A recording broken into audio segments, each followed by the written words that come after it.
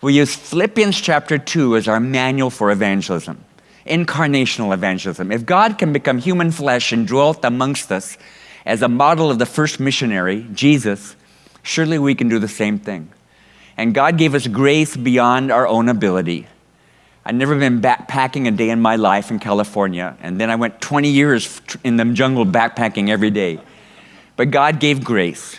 Every day, Joan would get in the canoe with the women, go off to the jungle foraging for food. I go with the men hunting wild boar. And that way we started putting the puzzle of this language together. And after a year, because it's survival, we learned it pretty good. And we got called to the village headman's house. His name's Aiko. And we're talking, and he says, we've watched you this year, and we see your skin color's different than ours. But you're hawach maidap with us. Hawach maidap means one stomach, because the stomach is the seat of emotions. It's a term of endearment they rarely use. And he meant that even though on the outside you're different, inside you're just like us. Because the messenger has to be accepted before his message is accepted. You got to have credibility. And God gave us that.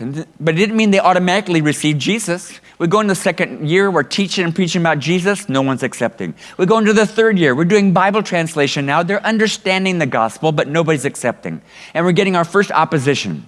Village shaman, witch doctors, who are putting out a threat that if anybody accepts this message from the outside, we'll kill them with sorcery. Very real threat.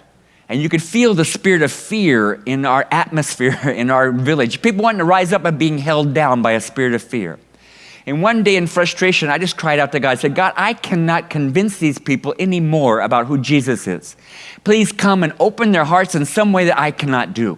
And God came and did it in a way I would have never imagined. Happened on a hot day in the jungle. The sun was in the noon sky, and from our hut we heard the death wail, the crying for the dead. When you hear it, you know somebody's just died.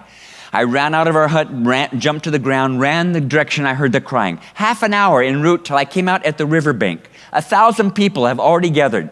Women have already started cutting themselves with sharp instruments. Others are throwing themselves in the fire. Others are throwing themselves in the mud, the way they mourn the death of someone.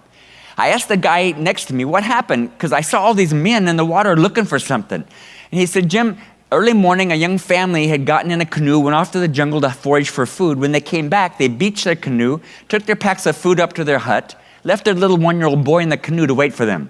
When they came back to get him, he wasn't there. He'd tried to stand up in the canoe and had fallen over into the river. And for half an hour, they'd look for him, could not find him, because the water in our river is inky black in color because of algae that grows in it. You put your hand a few centimeters under the water, it disappears.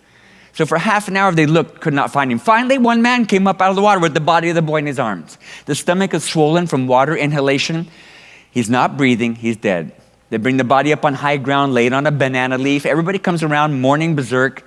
My wife comes on the scene because she knows the technique of mouth-to-mouth resuscitation. She kneels down and tries to revive this little boy. For 5 minutes, for 10 minutes, for 20 minutes, for 25 minutes, she kept working.